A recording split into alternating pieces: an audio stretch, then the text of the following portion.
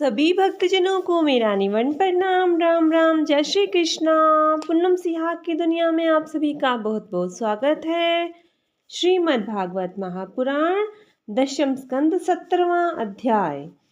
भगवान श्री कृष्ण की नित्यचर्या और उनके पास जरासंध के कैदी राजाओं के दूत का आना। श्री सुखदेव जी कहते हैं, परीक्षित, जब सवेरा होने लगता, कुकुट मुर्गे बोलने लगते, तब वे श्री कृष्ण पत्नियां, जिनके कंठ में श्री कृष्ण ने अपनी भुजा डाल रखी है, उनके विचोह की आशंका से व्याकुल हो जाती और उन मुर्गों को कोसने लगती। उस समय पारिजात की सुगंध से सुवासित भीनी भीनी वायु बहने लगती। भंवरे ताल स्वर से अपनी संगीत की तान छेड़ देते। पक्षियों की नींद उचट जाती और वे वंदी जनों की भांति भगवान श्री कृष्ण को जगाने के लिए मधुर स्वर से कलरव करने लगते। रुक्मणी जी अपने प्रियतम के भुजपाश से बंधी रहने पर भी आलिंगन छूट जाने की आशंका से अत्यंत सुहावने और पवित्र ब्रह्म मुहूर्त को भी असह्य समझने लगती थी। भगवान श्री कृष्ण प्रतिदिन ब्रह्म मुहूर्त में ही उठ जाते और हाथ मुंह धोकर अपने मायातीत आत्म स्वरूप का ही ध्यान करने लगते। उस समय उनका रोम रोम आनंद से खिल उठता था। परीक्षित, भगवान का वह आत्म स्वरूप सजातीय, विजातीय और स्वगत भेद से रहित एक अखंड है, क्योंकि उसमें किसी प्रकार की उपाधि या उपाधि के कारण होने वाला अन्य वस्तु का अस्तित्व नहीं है। और यही कारण है कि वह अविनाशी सत्य है। जैसे चंद्रमा सूर्य आदि नेत्र इंद्रियों के द्वारा और नेत्र इंद्रियां चंद्रमा सूर्य आदि के द्वारा प्रकाशित होती हैं, वैसे ही वह आत्मस्वरूप दूसरे के द्वारा प्रकाशित नहीं, स्वयं प्रकाश है। इसका कारण यह है कि अपने स्वरूप में ही सदा सर्वदा और काल की सीमा से परे भी एक स्थित रहने के कारण अविद्या उसका स्पर्श भी नहीं कर सकती। इसी से प्रकाशक भाव उसमें नहीं है। जगत की उत्पत्ति, स्थिति और नाश की कारणभूता ब्रह्म शक्ति, विष्णु शक्ति और रुद्र शक्तियों के द्वारा केवल इस बात का अनुमान हो सकता है कि वह स्वरूप एक सत्ता रूप और आनंद स्वरूप है। उसी को समझाने के लिए ब्रह्म नाम से कहा जाता है। भगवान श्री कृष्ण अपने उसी आत्म स्वरूप का प्रतिदिन ध्यान करते। इसके बाद वे विधि पूर्वक निर्मल और पवित्र जल में स्नान करते। फिर शुद्ध धोती पहनकर, दुपट्टा ओढ़कर यथाविधि नित्य कर्म, संध्या वंदन आदि करते। इसके बाद हवन करते और मौन रहकर गायत्री का जप करते। क्यों न हो, वे सत्पुरुषों के पात्र आदर्श जो हैं। इसके बाद सूर्योदय होने के समय सूर्योपस्थान करते और अपने काल कला स्वरूप देवता, ऋषि तथा पितरों का तर्पण करते। फिर कुल के बड़े बूढ़े और ब्राह्मणों की विधि पूर्वक पूजा करते। इसके बाद परम मनस्वी श्री कृष्ण दुधारू, पहले पहल ब्याई हुई बछड़ों वाली सीधी शांत गौओं का दान करते। उस समय उन्हें सुंदर वस्त्र और मोतियों की माला पहना दी जाती। सींग में सोने और खुरों में चांदी मढ़ दी जाती। वे ब्राह्मणों को वस्त्र आभूषणों से सुसज्जित करके रेशमी वस्त्र, मृगचर्म और तिल के साथ प्रतिदिन 13,084 गौवें इस प्रकार दान करते। तदंतर अपनी विभूति रूप गौ, ब्राह्मण, देवता, कुल के बड़े बूढ़े, गुरुजन और समस्त प्राणियों को प्रणाम करके मांगलिक वस्तुओं का स्पर्श करते।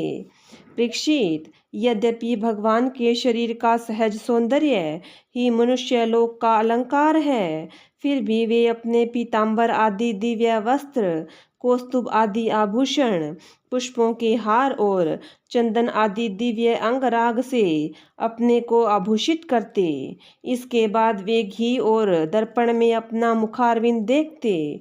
गाय, बैल, ब्राह्मण और देव प्रतिमाओं का दर्शन करते। फिर पूर्ववासी और अंतःपुर में रहने वाले चारों वर्णों के लोगों को लोगों की अभिलाषाएं पूर्ण करते और फिर अपनी अन्य प्रजा की कामना पूर्ति करके उसे संतुष्ट करते और इन सबको प्रसन्न देखकर स्वयं बहुत ही आनंदित होते। वे पुष्पमाला, तांबूल, चंदन और अंगराग आदि वस्तुएं पहले ब्राह्मण, सज्जन संबंधी, मंत्री और रानियों को बांट देते और उनसे बची हुई स्वयं अपने काम में लेते। भगवान यह सब प्रकार करते होते तब तक दारुक नाम का सारथी सुग्रीव आदि घोड़ों से जुता हुआ अत्यंत अद्भुत रथ ले आता और प्रणाम करके भगवान के सामने खड़ा हो जाता। इसके बाद भगवान श्री कृष्ण सात्यकी और उद्धव जी के साथ अपने हाथ से सारथी का हाथ पकड़कर रथ पर सवार होते।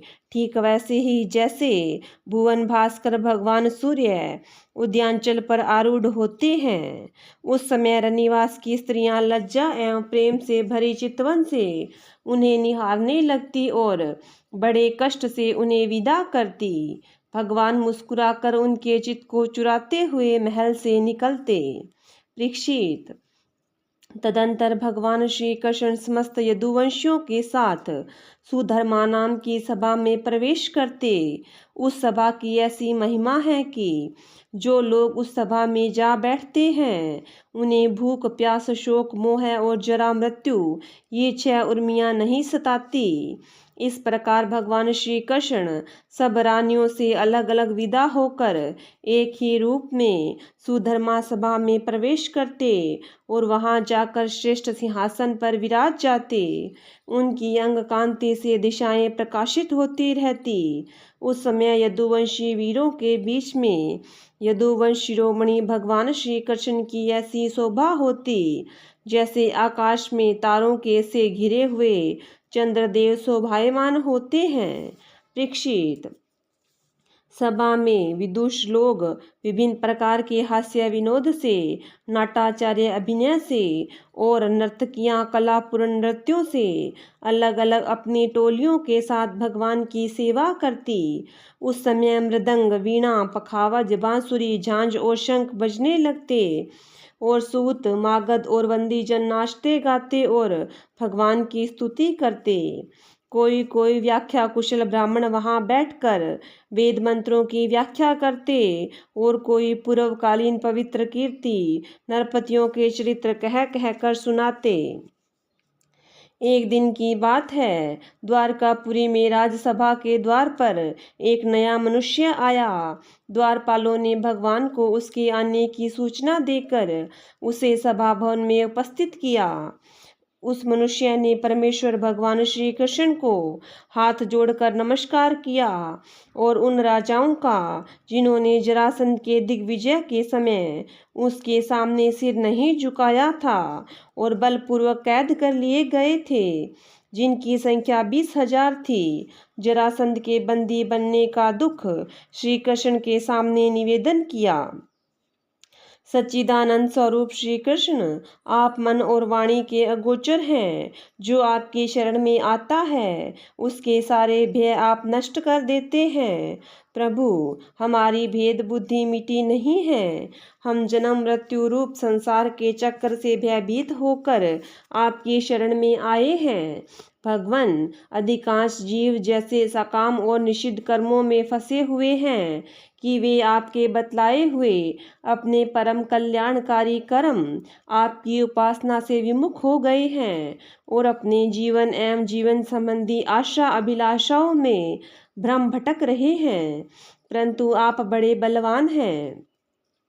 आप काल रूप से सदा सर्वदा सावधान रहकर उनकी आशालता का तुरंत समूल उच्छेद कर डालते हैं। हम आपके उस काल रूप को नमस्कार करते हैं। आप स्वयं जगदीश्वर हैं और आपने जगत में अपने ज्ञान, बल और आदि कलाओं के साथ इसलिए अवतार ग्रहण किया है कि संतों की रक्षा करें और दुष्टों को दंड दें।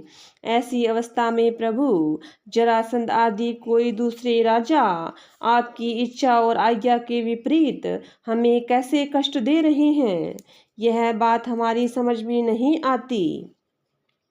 यदि यह कहा जाए कि जरासंध हमें कष्ट नहीं देता, उसके रूप में उसे निमित्त बनाकर हमारे अशुभ कर्म ही हमें दुख पहुंचा रहे हैं, तो यह भी ठीक नहीं, क्योंकि जब हम लोग आपके अपने हैं, तब हमारे दुष्कर्म हमें फल देने में कैसे समर्थ हो सकते हैं।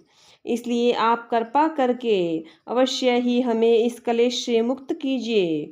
प्रभु, हम जानते हैं कि राजापने का सुख प्रारब्ध के अधीन एवं विषय साध्य है, और सच कहे तो स्वप्न सुख के समान अत्यंत तुच्छ और असत है। साथ ही उस सुख को भोगने वाला यह शरीर भी एक प्रकार से मुर्दा ही है, और इसके पीछे सदा सर्वदा सैकड़ों प्रकार के भय लगे रहते हैं। परंतु हम तो इसी के द्वारा जगत के अनेकों भार ढो रहे हैं, और यही कारण है कि हमने अंतःकरण के निष्काम भाव और निसंकल्प स्थिति से प्राप्त होने वाले आत्म सुख का परित्याग कर दिया है।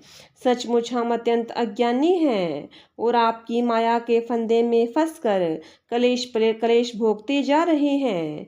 भगवान, आपके चरण कमल शरणागत पुरुषों के समस्त शोक और मोहों को नष्ट कर देने वाले हैं। इसलिए आप ही जरासंध रूप कर्मों के बंधन से हमें छुड़ाइए।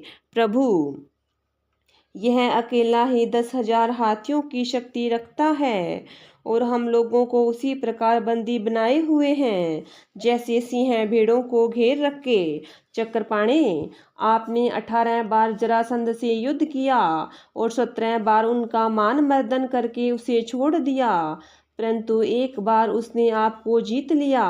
हम जानते हैं कि आपकी शक्ति, आपका बल पुरुष अनंत है, फिर भी मनुष्यों का सा आचरण करते हुए आपने हारने का अभिनय किया, परंतु इसी से उसका घमंड बढ़ गया है।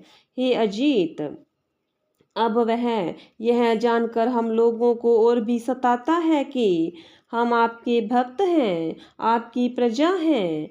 अब आपकी जैसी इच्छा हो वैसा कीजिए। दूत ने कहा, भगवान, जरासंध के बंदी नरपतियों ने इस प्रकार आपसे प्रार्थना की है। वे आपके चरण कमलों की शरण में हैं और आपका दर्शन चाहते हैं। आप कृपा करके उन दीनों का कल्याण कीजिए।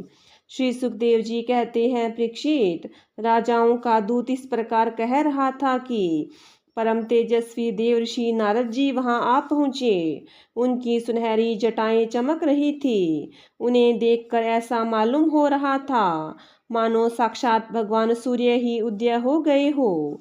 ब्रह्मा आदि समस्त लोकपालों के एकमात्र स्वामी भगवान श्री कृष्ण उन्हें देखते ही सभासदों और सेवकों के साथ हर्षित होकर उठ खड़े हुए और सिर झुकाकर उनकी वंदना करने लगे। जब देवऋषि नारद आसन स्वीकार करके बैठ गए, तब भगवान ने उनकी विधि पूर्वक पूजा की और अपनी श्रद्धा से उनको संतुष्ट करते हुए वे मधुर वाणी से बोले, देवर्षि, इस समय तीनों लोकों में कुशल मंगल तो है ना? आप तीनों लोकों में विचरण करते रहते हैं। इससे हमें यह बहुत बड़ा लाभ है कि घर बैठे सबका समाचार मिल जाता है।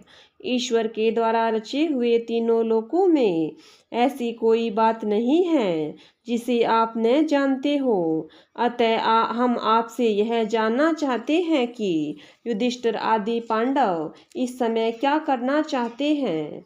देवऋषि नारद जी ने कहा, सर्वव्यापक अनंत, आप विश्व के निर्माता हैं और इतने बड़े मायावी हैं कि बड़े बड़े मायावी ब्रह्मा जी आदि भी आपकी माया का पार नहीं पा सकते।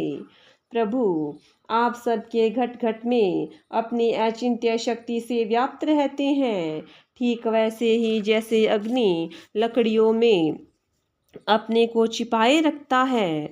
लोगों की दृष्टि सत्व आदि गुणों पर अटक जाती है, इससे आपको वे नहीं देख पाते। मैंने एक बार नहीं अनेकों बार आपकी माया देखी है, इसलिए आप जो यूं अनजान बनकर पांडवों का समाचार पूछते हैं, इससे मुझे कोई कौतूहल नहीं हो रहा है।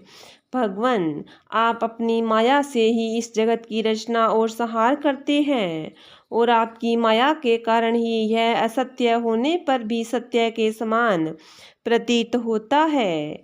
अब आप कब क्या करना चाहते हैं, यह बात भली भांति कौन समझ सकता है। आपका स्वरूप सर्वथा अचिंतनीय है। मैं तो केवल बार बार आपको नमस्कार करता हूँ। शरीर और इससे संबंध रखने वाली वासनाओं में फंसकर जीव जन्म मृत्यु के चक्कर में भटकता रहता है तथा यह नहीं जानता कि मैं इस शरीर से कैसे मुक्त हो सकता हूँ।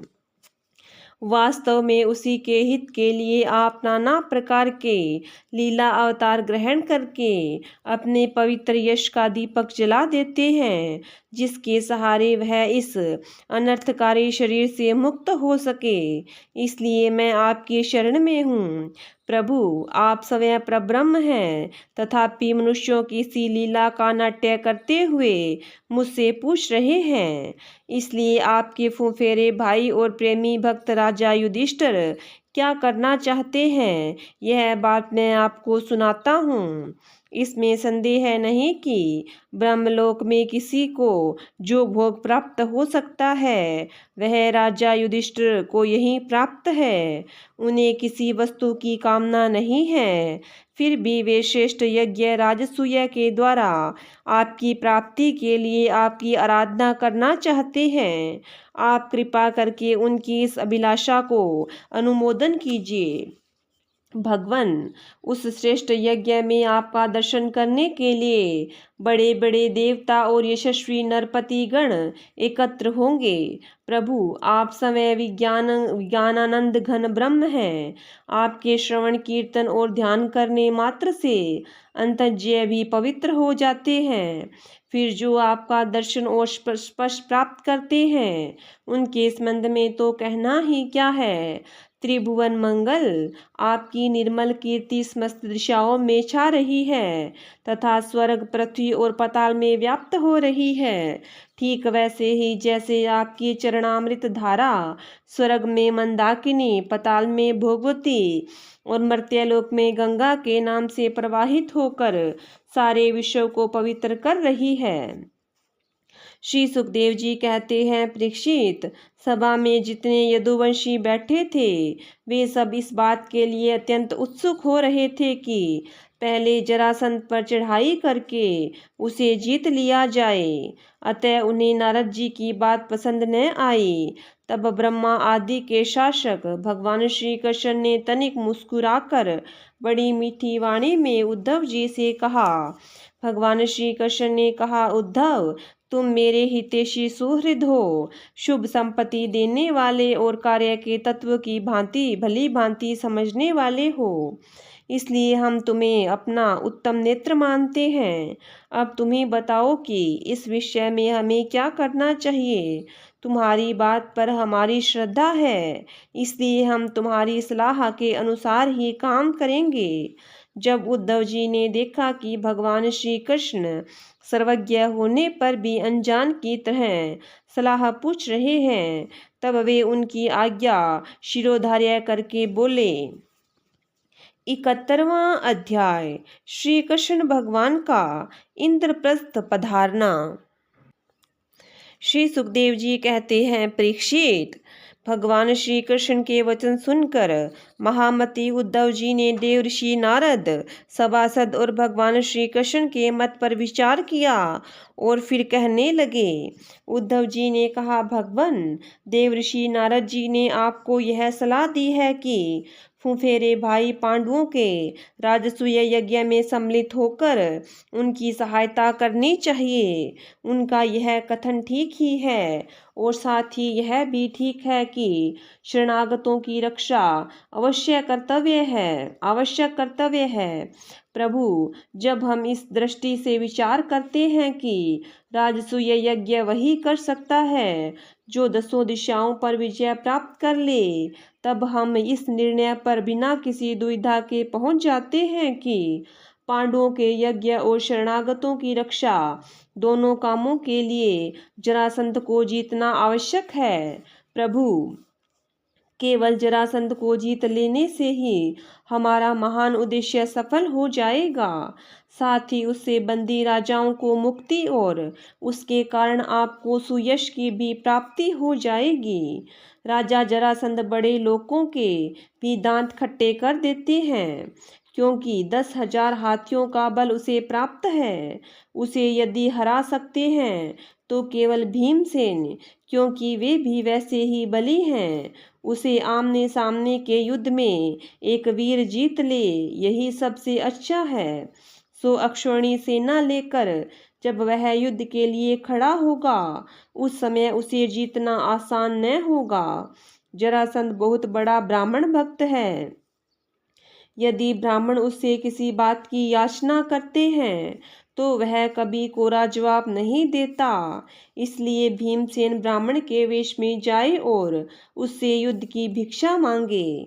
भगवान, इसमें संदेह है नहीं कि यदि आपकी उपस्थिति में भीमसेन और जरासंध का द्वंद्व युद्ध हो तो भीमसेन उसे मार डालेंगे। प्रभु, आप सर्वशक्तिमान रूप रहित काल स्वरूप हैं। विश्व की सृष्टि और प्रलय आपकी ही शक्ति से होता है। ब्रह्मा और शंकर तो उसमें निमित्त मात्र है। इसी प्रकार जरासंध का वध तो होगा आपकी शक्ति से, भीमसेन केवल उसमें निमित्त मात्र बनेंगे।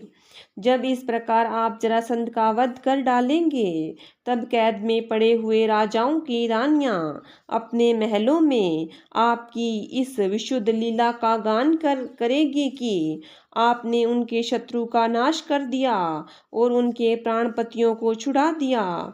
ठीक वैसे ही जैसे गोपियां शंखचूड़ से छुड़ाने की लीला का आपके शरणागत मुनिगण गजेंद्र और जानकी जी के उद्धार की लीला का, तथा हम लोग आपके माता पिता को कंस के कारागार से छुड़ाने की लीला का गान करते हैं।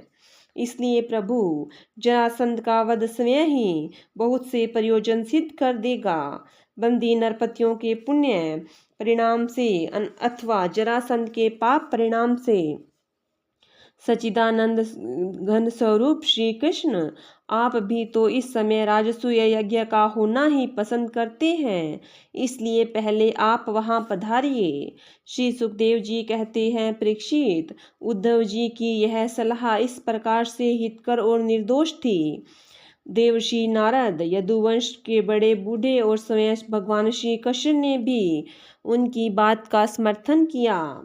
तब अंतर्यामी भगवान श्री कृष्ण ने वसुदेव आदि गुरुजनों से अनुमति लेकर दारुक जेत्र और सेवकों को इंद्रप्रस्थ जाने की तैयारी के लिए आज्ञा दी। इसके बाद भगवान श्री कृष्ण ने यदुराज उग्रसेन और बलराम जी से आज्ञा लेकर बाल बच्चों के साथ रानियों और उनके सामानों को आगे चला दिया और फिर दारुक के लाए हुए गरुड़ ध्वज रथ पर स्वयं सवार हुए। इसके बाद रथों, हाथियों, घुड़सवारों और पैदलों की बड़ी भारी सेना के साथ उन्होंने प्रस्थान किया। उस समय मृदंग, नगाड़े, ढोल, शंख और नरसिंहों की ऊंची ध्वनि से दशों दिशाएं गूंज उठी। सती शिरोमणि रुक्मणी जी आदि सहस्त्रों श्री कृष्ण पत्नियां अपनी संतानों के साथ सुंदर सुंदर वस्त्राभूषण, चंदन, अंगराग और पुष्पों के हार आदि से सज धज कर डोलियों, रथों और सोने की बनी हुई पालकियों में चढ़कर अपने पति देव भगवान श्री कृष्ण के पीछे पीछे चली। पैदल सिपाही हाथों में ढाल तलवार लेकर उनकी रक्षा करते हुए चल रहे थे। इसी प्रकार अनुचरों की स्त्रियां और वारांगनाएं भली भांति श्रृंगार करके खस आदि की झोंपड़ियां, भांति भांति के तंबुओं, कनातों, कंबलों और ओढ़ने बिछाने आदि की सामग्रियों को बैलों, भैंसों, गधों और खच्चरों पर लाद कर तथा स्वयं पालकी, ऊंट, छकड़ों और हथनियों पर सवार होकर चली।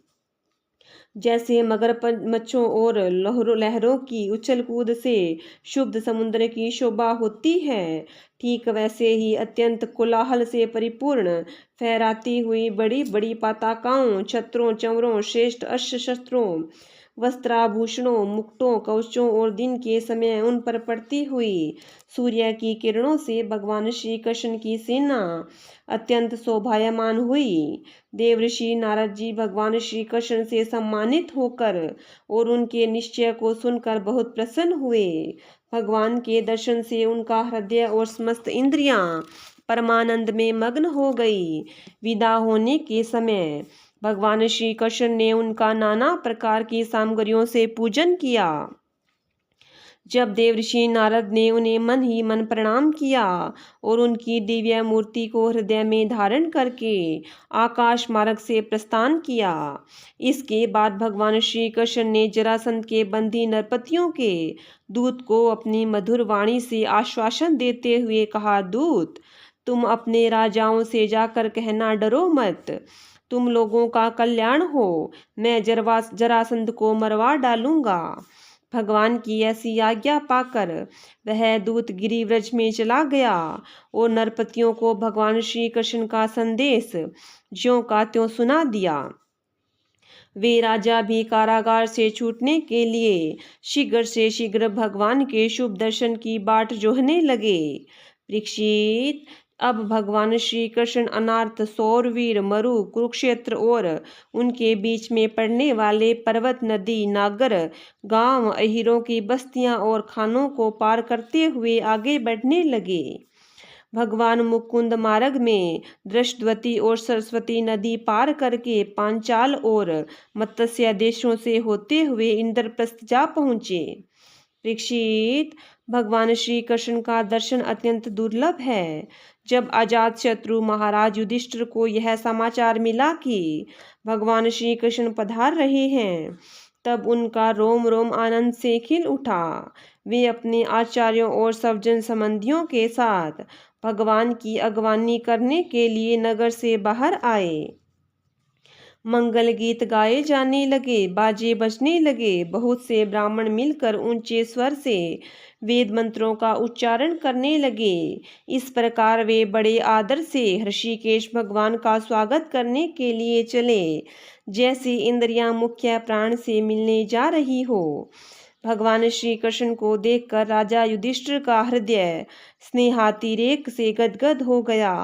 उन्हें बहुत दिनों पर अपने प्रियतम भगवान श्री कृष्ण को देखने का सौभाग्य प्राप्त हुआ, अतः वे उन्हें बार बार अपने हृदय से लगाने लगे। भगवान श्री कृष्ण का श्री विग्रह भगवती लक्ष्मी जी का पवित्र और एकमात्र निवास स्थान है। राजा युधिष्ठिर अपने दोनों भुजाओं से उसका आलिंगन करके समस्त पाप तापों से छुटकारा पा गए। वे सर्वतोभावेन परमानंद के समुद्र में मग्न हो गए। नेत्रों में आंसू छलक आए, अंग अंग पुलकित हो गया। उन्हें इस विश्व प्रपंच के भ्रम का तनिक भी स्मरण न रहा। तदंतर भीमसेन ने मुस्कुराकर अपने ममेरे भाई श्री कृष्ण का आलिंगन किया। इससे उन्हें बड़ा आनंद मिला।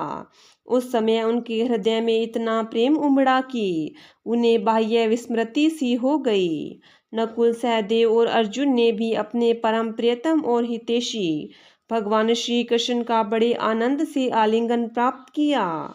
उस समय उनके नेत्रों में आंसुओं की बाढ़ सी आ गई थी। अर्जुन ने पुनः भगवान श्री कृष्ण का आलिंगन किया।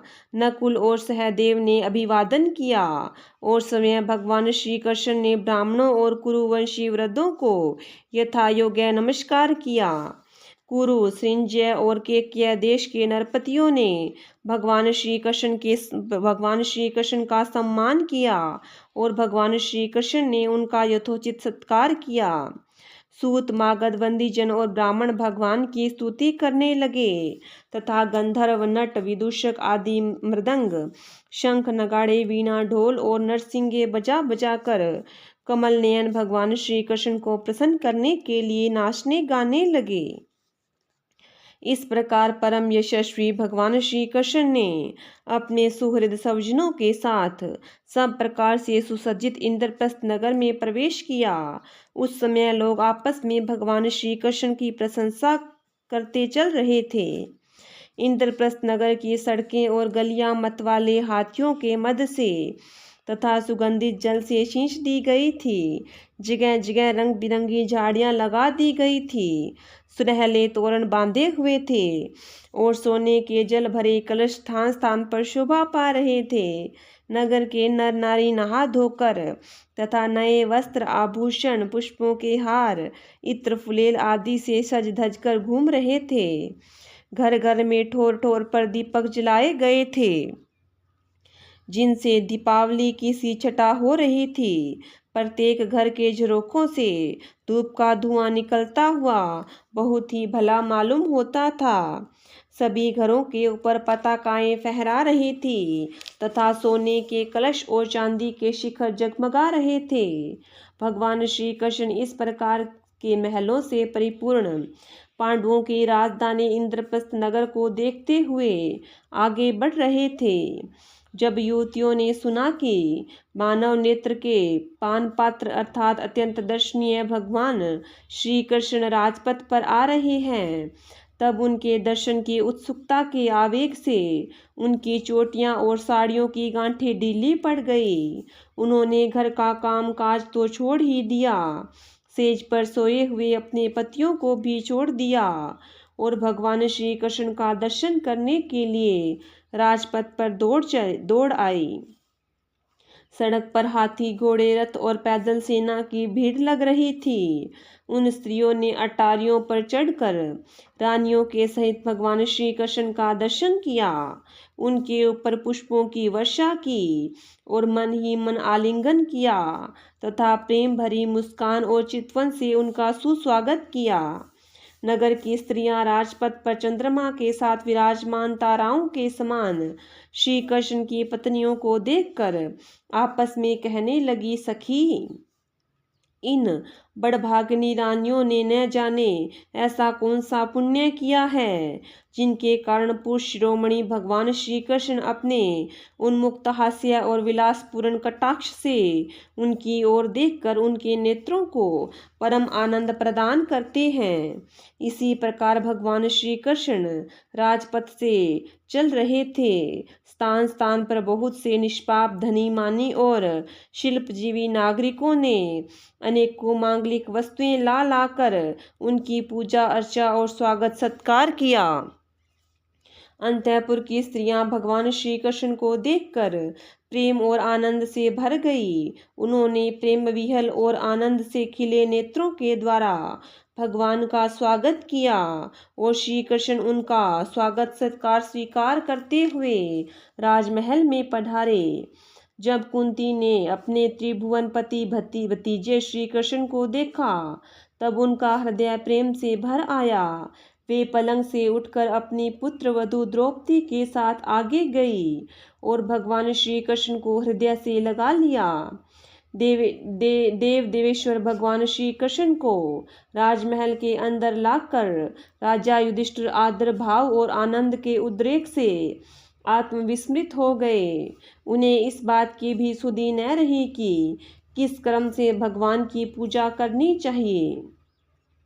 भगवान श्री कृष्ण ने अपनी बुआ कुंती और गुरुजनों की पत्नियों का अभिवादन किया। उनकी बहन सुभद्रा और द्रौपदी ने भगवान को नमस्कार किया। अपनी सास कुंती की प्रेरणा से द्रौपदी ने वस्त्र, आभूषण, माला आदि के द्वारा रुक्मणी, सत्यभामा, भद्रा, जामवंती, कालिंदी, मित्रविंदा, लक्ष्मणा और परम साध्वी सत्या भगवान श्री कृष्ण की इन पटरानियों का तथा वहां आई हुई श्री कृष्ण की अनन्य रानियों का भी यथायोग्य सत्कार किया। धर्मराज युधिष्ठिर ने भगवान श्री कृष्ण को उनकी सेना, सेवक, मंत्री और पत्नियों के साथ ऐसे स्थान पर ठहराया जहां उन्हें नित्य नई नई सुख की सामग्रियां प्राप्त हो।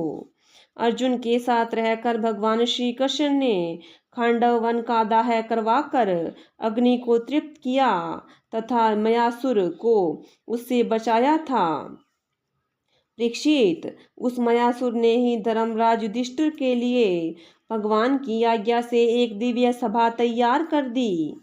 भगवान श्री कृष्ण राजा युधिष्ठिर को आनंदित करने के लिए कई महीनों तक इंद्रप्रस्थ में ही रहे। वे समय समय पर अर्जुन के साथ रथ पर सवार होकर विहार करने के लिए इधर उधर चले जाया करते थे। उस समय बड़े बड़े वीर सैनिक भी उनकी सेवा के लिए साथ साथ जाते। श्रीमद् भागवत महापुराण दशम स्कंद 71वां अध्याय समाप्त। बोलिए विष्णु भगवान की जय हो। बोलिए कृष्ण भगवान की जय हो।